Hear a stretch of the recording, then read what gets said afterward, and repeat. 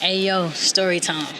I'm gonna tell y'all about how I got introduced to video production. I can't take no loss. I don't even know what it costs. I hit the ground then it go off. Yeah, hit the ground then it go off. Yeah, run it. Ooh, I really feel it's my time. Think it's my year. Yeah. I really feel it's my time. Think it's my year. So back when I was in high school, I had the desire to be a chef, right? I wanted to take a culinary class, but that was the one elective that would always get full as soon as it opened. I'm talking about it was clockwork, right? And so one of the electives that was open that nobody really wanted to take was video production. And so I remember I was telling my mom, I was like, Mom, I don't want to take video production. And she was like, good. It should be an easy A, right? And so I remember I went into class one day. I had an attitude. Like, I was just like, bro, I don't want to be here, man. And so the professor was feeling the energy. And look, I said professor. He was a teacher. The teacher was feeling the energy. And he was just like, hey, you know what? If you don't want to come on the other side of the studio with us, it's fine. You can sit right here. You can watch TV. You know what I'm saying? Like, it's all good. So I was like, all right, bet. So the way film class used to be set up was like they would have a TV in there. It would always be on something like the news or something, but it would be on mute. And so I remember, and this is when I started watching TV on mute. Like, that's something that I do, like, even to this day. And so literally, I remember I was sitting there with my arms folded, just trying to get into it, because I was just like, man, I can't hear nothing. Like, who watches TV on mute? You feel what I'm saying? And so it was just so much commotion going on the other side of the room. And I was just like, and the way the room was set up, like, there was like a classroom, and then on the other side, there was a studio. And so, I remember sitting there and I was just like, bro, I can't hear. Like, what are they over there doing? They're making so much noise. So I finally decided to get up. And I walk over to the studio. And when I tell y'all, my face lit up, I was like, the teacher was looking at me. He was like, now are you interested? I was like, what is going on in here? I saw the green screen. I saw the cameras. I saw the anchors getting set up. I saw the control room. Like, I just saw so much. You feel what I'm saying? I saw the lights. I was just in awe. You feel what I'm saying? And so he literally started walking me around the studio, giving me a tour, telling me, like, what different people was getting ready to do. What do you do with the green screen? How the cameras are set up. And I'm just like, yeah, take me to the control room. What goes on in there? It was like the control room was a whole nother studio. You feel what I'm saying? Like, it had so many buttons and controllers and just everything, right? Monitors. I mean, I promise you, I was in heaven. I had never seen nothing like it before. And so it's like, for me, I've always enjoyed watching television, but I had never seen, like, the behind the scenes of television. You feel what I'm saying? Like, how they make movies, how they make the news, the TV shows, the this, the that. And so literally, man, this guy name was Mr. Parker, man. Shout out to Mr. Parker. Never forget this guy. He was my teacher. And so this was like 7th grade, right? And the way it was, oh, snap. Okay, so yeah, dang, that just hit me. I got introduced to film in the 7th grade. Wow. I'm sitting up here thinking it was high school, but it was like 9. In high school, by the time I got to high school, my senior year, they had to create me a video production course because I had taken all of the video production courses. And so my video teacher at the time, shout out to Mr. Culpepper, he had, gave the green light. He wanted me to be his assistant teacher in video production. And so literally, that's actually when I taught my first class. Like, I was a student myself teaching like the freshmen and the sophomore students about video production. And so literally it was like going back to that 7th grade year when I had first got introduced to the studio. This guy, man, Mr. Parker, he took me under his wing and he just started telling me stuff. You know what I'm saying? Telling me stuff about video and production as a whole. And this was right around the time Everybody Hates Chris was getting ready to come out, the TV show. And so I remember he was telling me that the show was different from anything else that was coming out like during that time, and a lot of people thought that the show wasn't gonna run the way it did and last the way it did. And so he started, like, every class we'll spend some time together, and he'll just start breaking down like episodes and stuff to me as far as like writing for television and just the different storylines and just everything, right? And so I just think it's so interesting because it's like, fast forward, here I am 15, 16 years down the line, and it's like I'm still interested in this stuff. You feel what I'm saying? Like, and that's how I know, like, video production was just one of my passions. You feel what I'm saying? But going back to the whole idea of, like, y'all know how I always tell y'all, when God gives you a detour, take the detour. Video production was a detour for me. You feel what I'm saying? Like, if you really want to know for real, my first love was music. You know what I'm saying? So I did music for I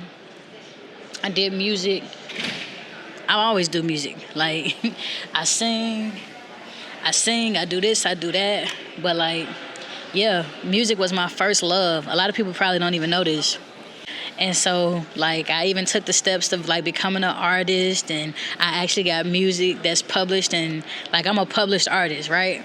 As I say, I'm a global artist. Like, I still get the Apple Music updates to this day where, like, oh, people in Tokyo, or, people just in different places of the world still be listening to my music, which is crazy because I don't push my music at all. Like, I don't even really tell people that I used to do music. That's one of them hidden gems. Like, if you know, you know. You feel what I'm saying? But yeah, man, I just say all that to say, man, like, when I say, take the detour that God gives you, what I'm really saying is you have no idea where God is taking you. You feel what I'm saying? You have no idea what God's plans look like for you, what he wants you to do, what the assignments are, who the assignments are, because let's just be real. When God give you assignments, they not always just like things. Assignments can also be people, right?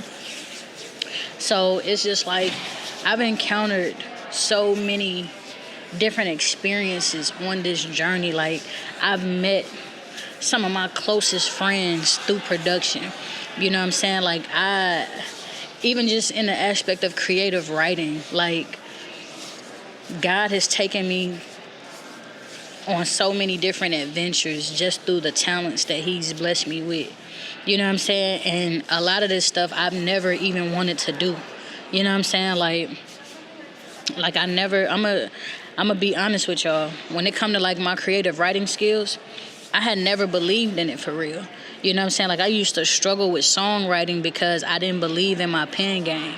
Like, somebody could write the exact same lyrics that I would write, and I would love their version way more than I would love mine, simply because they wrote it. You feel what I'm saying? And so that was one of the things that I've struggled with, like, throughout the years, is really just, like, believing in myself. But my talent has, like, really pushed me, and I don't want to say propelled because God propelled me, but literally, like, my talents, they have surprised me in a lot of different ways. Like, even what I'm doing right now, one of my biggest clients, he's a chef, right? And, I get to travel the world. I get to, what I'm saying, just go back of the house and talk to other chefs and be around all this different food and whatnot. And it's just like, yo, it's nothing like it. You know what I'm saying? Like, I'm living in my dreams. You feel what I'm saying? And when I say I'm living in my dreams, meaning, like, my dreams are literally my reality. Like, I literally wake up every day, talk to God, and I do content for me. I do content for other people. Like, I do storytelling for people. You feel what I'm saying? Like, I literally travel the world just to help people tell their story. And now I'm positioning myself to start telling mine. You feel what I'm saying? Like, I remember my friend told me, she was like, you've motivated the world, or you've inspired the world without even giving them your story.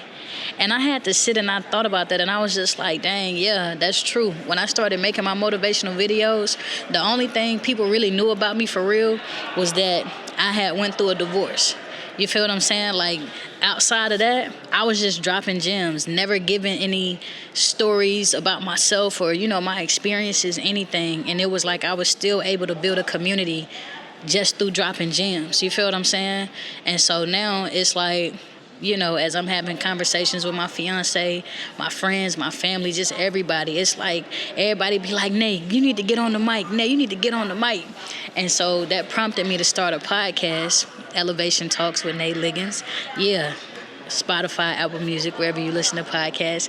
But it was like, even though it prompted me to get on the mic, it's bigger than getting on the mic. You feel what I'm saying? Like, it's about talking about the journey. You feel what I'm saying? Talking about the experiences, talking about just the different things that have helped me even get to where I am, the different lessons that I've learned, and just everything, right? And so, yeah, that's what I'm getting ready to start doing, y'all. Like, I'm about to start dropping more products that's going to help motivate and push you and propel you. You feel what I'm saying? I'm about to start doing more things on my spiritual journey that's going to help somebody propel in some type of way, whether that mean enhancing their prayer life, spending more intentional time with God, whatever your journey looks like. Like, I'm really when I say, oh, I'm Naye the Gem Dropper, yeah, Naye the Gem Dropper. Like, I'm really about to run it up in the craziest way, you feel me? And I'm really just telling y'all first because it's like, I want y'all to hold me accountable. You feel what I'm saying? Like, I want y'all to hit me like, bro, I ain't seen no content, or you ain't dropped no prayers, or this or that, you ain't dropped no gems. Like, yeah, you hear me? Because it's like, that's what it's about. Stay on me so I can stay on y'all. You understand? So, yeah, moral of the story is, set it up and run it up per usual. You hear me? When God gives you a detour, take the detour. I'm going to speak this right now. I haven't spoke this. It's been in my mind, but I'm going to speak it. I think I want to come out with a product. Maybe a book. Yeah, a book. Called When God Gives You the Detour, Take the Detour. That's what I want to do. When God gives you a detour, take the detour. When God gives you a detour, take the detour. And really just talk about the different detours that I've experienced along my journey and how those detours have helped shape. Oh yeah, this is good, y'all. Y'all watching an idea formulate right now. Yeah.